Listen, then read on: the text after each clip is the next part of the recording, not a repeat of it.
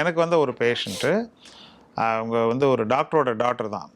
அவங்களுக்கு வந்து திடீர்னு வந்து தொண்டை புண்ணாயிடும். ஓகே. புண்ணானா வந்து 2 வாரம் ஆகும் சரியாகுறதுக்கு. பட் அதுக்கு அவங்க வந்து அட்லீஸ்ட் அவங்களுக்கு தெரியும். ஒரே ஒரு ஏப்பம் வந்து ஒரு பொருள் இப்படி வரும். அது வந்துருச்சுன்னா அவங்களுக்கு தெரியும் அடுத்த 2 வாரம் வாழ்க்கை நரகமாக போகுது. ஐயோ. இதை என்ன நம்ம புரிஞ்சுக்கணும்னாக்கா, தொண்டைங்கிறது ஒரு முக்கூடல் சங்கமம். மூச்சு காத்து அது வழியாக தான் வந்து சுவாச பைக்கு போகுது. சாப்பிட்ற சாப்பாடு தண்ணி அது வழியாக தான் வந்து இரைப்பைக்கு வருது. ஆனால் மூணாவதாக ஒரு நமக்கு தெரியாத ஒரு டிராஃபிக் இருக்கு. அது வந்து இரைப்பையிலேருந்து திருப்பி போகிறது. ஓகே. இப்போ லேசாக அலை மாதிரி மேலே வருதுன்னாக்கா அப்போ அதை வந்து நம்ம உணர்வோம். பொருளே வருது இல்லையா, அது பேர் தான் எது கழிக்கிறது, ரீகர்ஜிடேஷன். அந்த பொருள் கொடுக்குற எரிச்சல் இருக்கு, அதுக்கு பேர் தான் நெஞ்சு எரிச்சல், ஹார்ட் பர்ன். பட் இது ரெண்டும் இல்லாமல் தூங்கும் பொழுதோ இல்லை வந்து நீங்கள் மீட்டிங்கில் கூட பார்த்துட்டு அப்படிம்பாங்க. அப்போது ஆர்டிஷியன் ஊற்று மாதிரி உணவு கூட சுருங்கி இருக்கு, இரைப்பையிலேருந்து ஏதோ ஒன்று வந்து ப்ரெஷர் வேல்வில் வந்து ஃபுஸ்ன்னு அடிக்குது. அப்போ வந்து ஒரு ஜெட்டு மாதிரி போய் நேராக it will hit the back of the throat. Okay. 10 seconds போதும், 5 செகண்ட்ஸ் போதும். இது தூக்கத்தை வந்து நம்ம எழுப்பியிருக்காது.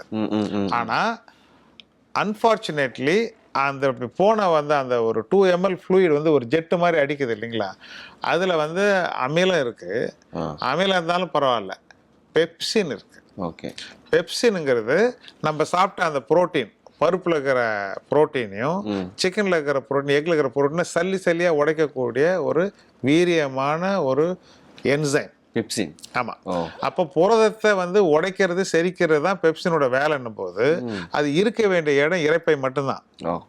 தொண்டையில் ஜவ்வு இருக்கு இல்லையா, அதுவும் புரோட்டீன் தானே, அதை செரிச்சிடும்.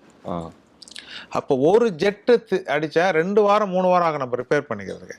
இப்போ வாரத்துக்கு ஒரு தடவை அந்த மாதிரி நடந்ததுன்னா பெர்மனண்ட்டாகவே வந்து தொண்டையாவே நடந்ததுன்னா, ஆமாம், தெரியாமல் நடந்ததுன்னா அப்போ வந்து தன்னறியாமல் சஃபர் பண்ணிட்டு நிறையா வந்து இந்த விக்ஸு இது மாதிரி சில மாத்திரைகளை சாப்பிட்டு தொண்டை வலி சரியாகிறதா, அதிமதுரம் சித்திரத்தை குடிக்கிறது.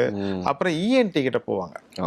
எங்களுடைய சக மருத்துவர்கள் இஎன்டி கிட்ட போனால் அவங்க வந்து கரெக்டாக கண்டுபிடிச்சிருவாங்க. இது வந்து இந்த பிரச்சனைக்கு காரணம் தொண்டையிலேருந்து வரல, இதனுடைய வில்லன் வந்து கீழே இருக்காரு. அங்கேருந்து வர்றவங்க வந்து நைட்ல தெரியாமல் அடிச்சுட்டு போயிடுறாங்க. காலையில் போய் பார்த்தாக்க என் கிணத்த காணான்ற மாதிரி இங்கே ஹெல்த்தியாக ஒரு தொண்டை இருந்ததை எங்கே காணான்னு தேடுறாங்க.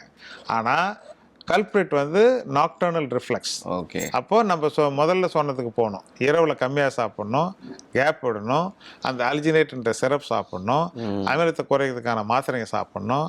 அதே மீறி வருதுன்னாக்கா அதுக்கு வந்து அந்த பாதுகாப்பு வளையத்தை இன்னும் டைட்டன் பண்ணணும். இது மூலம் தப்பிக்கலாம். ஏன்னா வந்து this are called atypical symptoms of reflex.